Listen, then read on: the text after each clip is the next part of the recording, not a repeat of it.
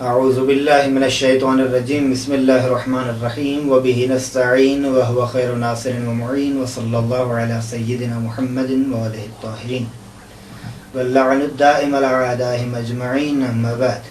ہماری گفتگو دوسری فصل کے بارے میں تھی کہ اللہ تبارک و تعالی عادل ہے۔ اس میں چند مطالب تھے جو کہ بیان کیے گئے، اور اب اس لیسن میں ہم تتمہ بحث کی عنوان سے چند مطالب کو ذکر کریں گے۔ ان میں سے عدل الہی کے اوپر جو چند دلیل عقلی تھیں ان میں سے ایک دو کا ذکر ہو چکا ہے۔ اب کچھ اور دلیل عقلی بھی بیان کر کے ہم اس فصل کا خلاصہ اور اس بحث جو تمام بحث توحید اگر کہا جائے تو ٹھیک ہے، اس کو نتیجتاً بیان کریں گے۔ اگر اللہ تبارک و تعالیٰ کو عادل نہ مانا جائے تو چار صورتوں سے مطلب خالی نہیں رہے گا۔ نمبر ایک کہ اگر اللہ کو عادل نہیں مانتے تو اس کا لازمہ یہ ہے کہ اللہ تبارک و تعالیٰ سے چونکہ ظلم صادر ہو رہا ہے اور اللہ عادل نہیں ہے، تو یا تو اللہ جاہل ہے اور نہیں جانتا کہ یہ فعل قبیح ہے اور انجام دیتا ہے، ایک یہ۔ دوسرے نمبر پر اس فعل کا علم تو رکھتا ہے لیکن اس کے انجام دینے میں مجبور ہے اور ترک کرنے سے عاجز ہے، اور اللہ کے لیے یہ جاہل کا کہنا، اللہ کے لیے جہل کا تصور کرنا یا اللہ کے لیے عاجز کا تصور کرنا صحیح نہیں ہے۔ بس یہ دو صورتیں۔ تیسری صورت یہ ہے کہ اس عمل کبھی کا علم رکھتا ہے اور انجام دینے میں مجبور بھی نہیں ہے لیکن اس فعل کے انجام دینے میں محتاج ہے۔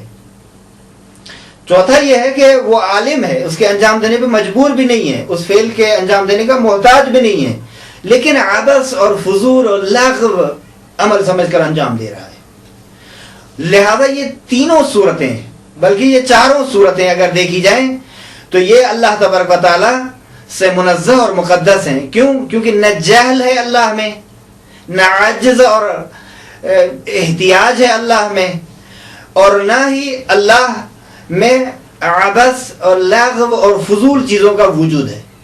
بس چاروں صورتیں اللہ سے منتفی ہیں۔ نتیجتاً اللہ کے لیے ظلم کا تصور کرنا اللہ کے لیے ظلم ہے، بلکہ بس یوں کہا جائے کہ اللہ کے لیے عدل اور عدالت کا تصور کرنا انہی دلیل عقلی کی روشنی میں حق اور حقیقت ہے۔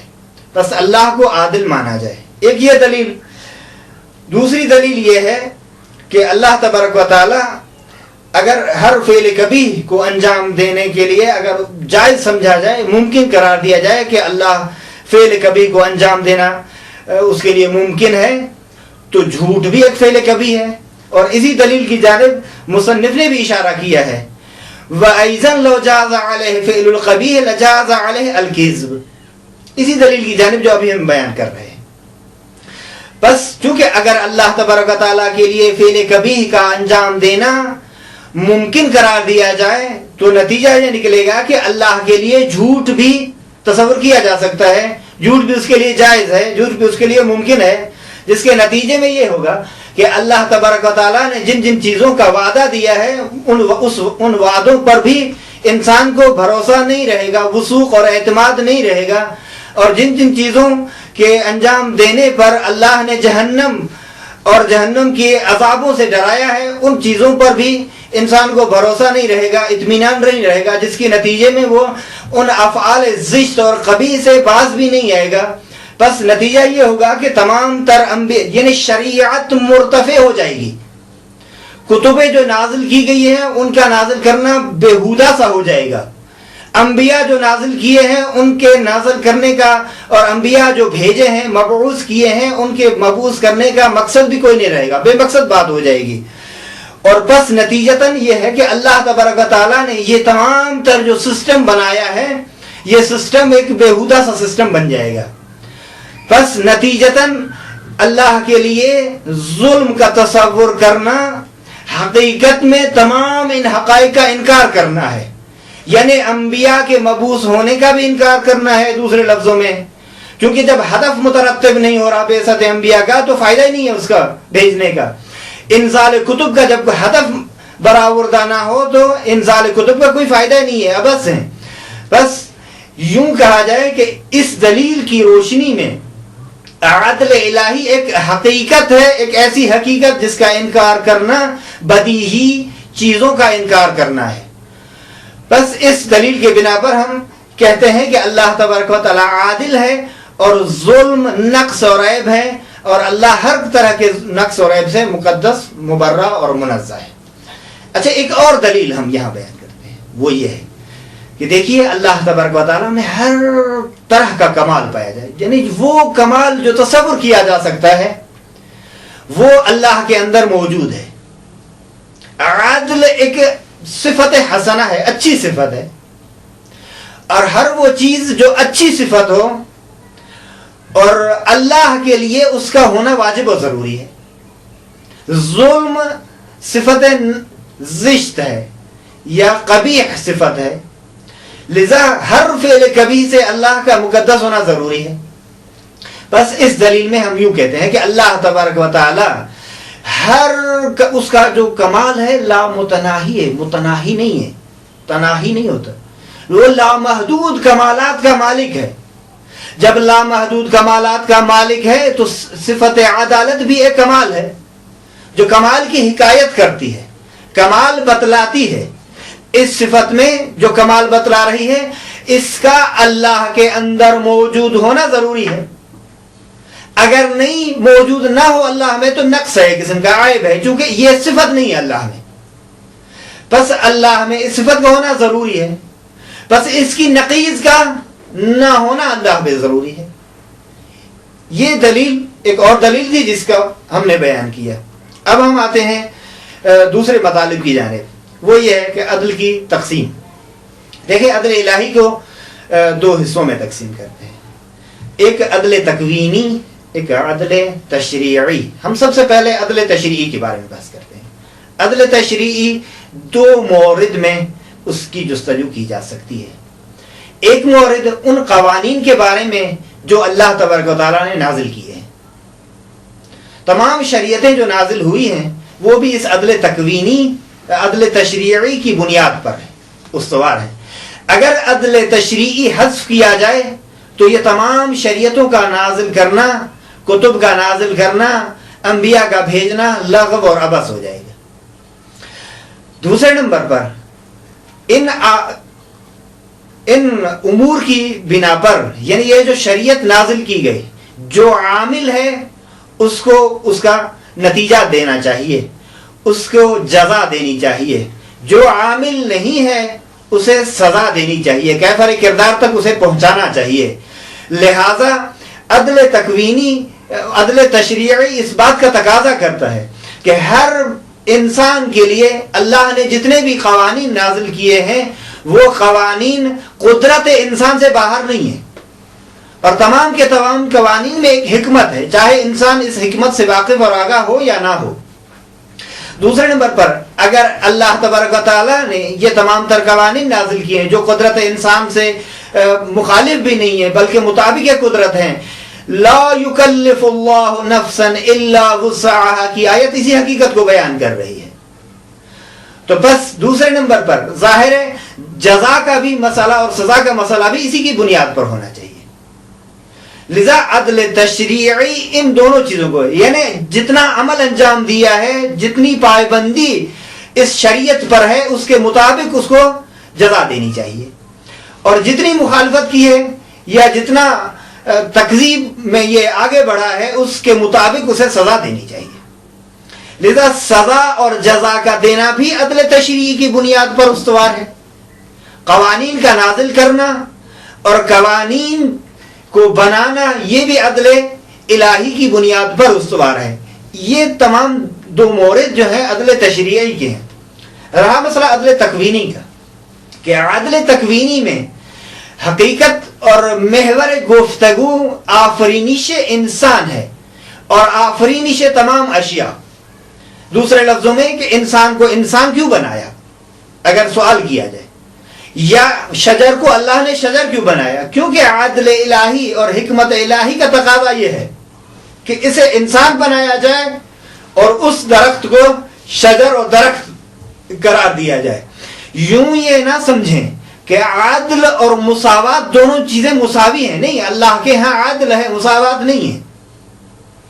مثال کے طور پر میں اس مطلب کو واضح کرنے کے لیے ایک بچوں کی مثال دیتا ہوں۔ دیکھیے کہ ایک کلاس میں جو 20 بچے ہیں وہ پڑھ رہے ہیں، چاہے وہ 5ویں کلاس میں ہو یا میٹرک میں ہو یا اوپر ہو یا نیچے ہو، جو بھی ہے۔ مساوات کا تقاضا یہ ہے کہ سب کو امتحان میں ایک جیسے نمبر دیے جائیں، لیکن عدالت کا تقاضا یہ ہے کہ جس نے جتنا لکھا ہے اس کے مطابق دیا جائے۔ عدل اور مساوات دونوں برابر نہ سمجھے یہاں۔ اللہ کے ہاں عدل ہے، مساوات نہیں ہے۔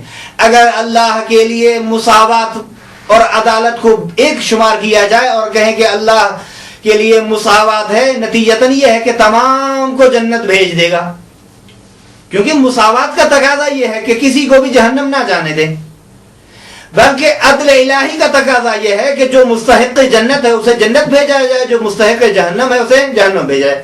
بس اس طرح ایک شاگرد اگر 10 نمبر اور 10 مارکس لینے کا مستحق ہے تو اسے 10 دینے چاہیے، اگر وہ مستحق ہے 20 کا تو اسے 20 نمبر دینے چاہیے، اگر وہ 18 کا مستحق ہے تو 18۔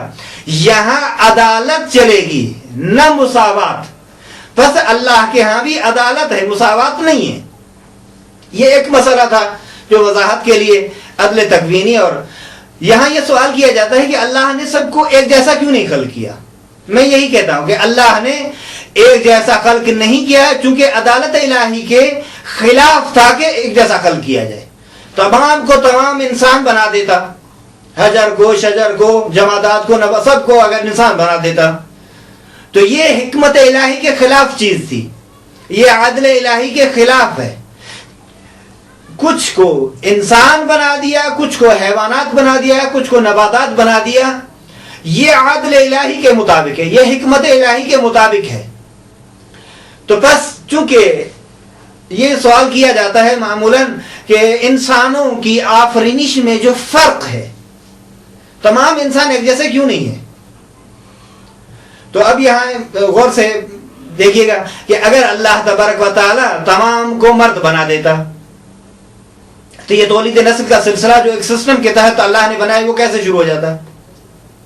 یا تمام کو عورتیں بنا دیتا، یا تمام، دیکھیں یہ ایک نظام ہے، اللہ نے جو نظام بنایا اسی نظام کا نتیجہ یہ ہے کہ ڈیفرنٹ ہو، فرق ہو، اختلاف ہو۔ پس اس نظام میں آفرینش کا نتیجہ، قطعی نتیجہ اور حتمی نتیجہ یہ ہے کہ اختلاف ہو، رنگ میں بھی اور دوسری چیزوں میں بھی۔ بس یہ اللہ کے لیے کہنا ٹھیک نہیں ہے کہ اللہ نے عدالت نہیں کی، اللہ عادل نہیں ہے، چونکہ یہی عدالت ہے اس کی۔ اس نے جو نظام بنایا اس نظام کے مطابق یہ سسٹم چل رہا ہے، اور ایسا نظام ہے جسے نظام احسن کہا جاتا ہے۔ اس سے بڑھ کر بہتر کوئی نظام ہو ہی نہیں سکتا، عقلاً ممکن ہی نہیں ہے۔ اگر کوئی ممکن ہوتا تو یقیناً اللہ اس نظام کو بناتا۔ بس ان چیزوں کو مد نظر رکھتے ہوئے ہم اس عدل الہی کی بحث کو ختم کرتے ہیں، اور ایک نتیجے کے طور پر ہم بیان کرتے ہیں کہ اللہ تبارک و تعالیٰ کے بارے میں ہم شیعوں کا نظریہ کیا ہے۔ ہم خلاصے کے طور پر فقط 2 منٹ میں یہ بیان کرتے ہیں کہ اللہ یک و تنہا ہے، اس کا کوئی شریک نہیں ہے، وہ اپنی مملکت اور سلطنت میں تک و تنہا ہے، ذات پروردگار کی کے علاوہ کسی کی عبادت جائز نہیں ہے۔ اللہ تبارک و تعالیٰ نے اس جہان کو خلق فرمایا ہے، اس خلق کرنے میں کسی سے مدد نہیں لی، وہ واحد ہے، احد ہے، بے نظیر ہے، کوئی چیز اس سے مشابہ نہیں ہے، وہ بھی کسی چیز سے مشابہ، یعنی سنخیت نہیں ہے، تباین ہے ذات باری کا اپنی مخلوق سے۔ اس کے ذات باری کے نہ اجزاء خارجیہ ہیں، نہ اجزاء عقلیہ ہیں، نہ اجزاء وہمیہ ہیں۔ اللہ تبارک و تعالیٰ کی صفات جمال میں سے جو صفات ذات ہیں وہ عین ذات ہیں، ہماری طرح وہ صفات نہیں ہے۔ علم، قدرت، حیات اللہ کی عین ذات ہیں، ان کو صفات ذاتیہ کہا جاتا ہے، اور ان کے مقابلے میں کچھ صفات ہیں جن کو صفت فعل کہا جاتا ہے، جس طرح خلق، رزق، تکلم، ارادہ اور عدل وغیرہ ذالک، ان کو صفات ہم۔ اللہ تبارک و تعالیٰ ازلی ہے، ابدی ہے، حی ہے، سرمدی ہے، اور اللہ تبارک و تعالیٰ کا کوئی بھی شریک نہیں ہے، لیس لہو شریک لا شریک لہو لا ضد لہو لا ند لہو لا شریک لہو لا شبیہ لہو، اور اسی طرح دوسری عبارات ہیں جو اہل بیت علیہ الصلوۃ والسلام کی طیب و طاہر زبان سے جاری ہوئی ہیں۔ یہی ہمارا عقیدہ ہے کہ اللہ عادل بھی ہے اور اللہ کسی پر ظلم نہیں کرتا۔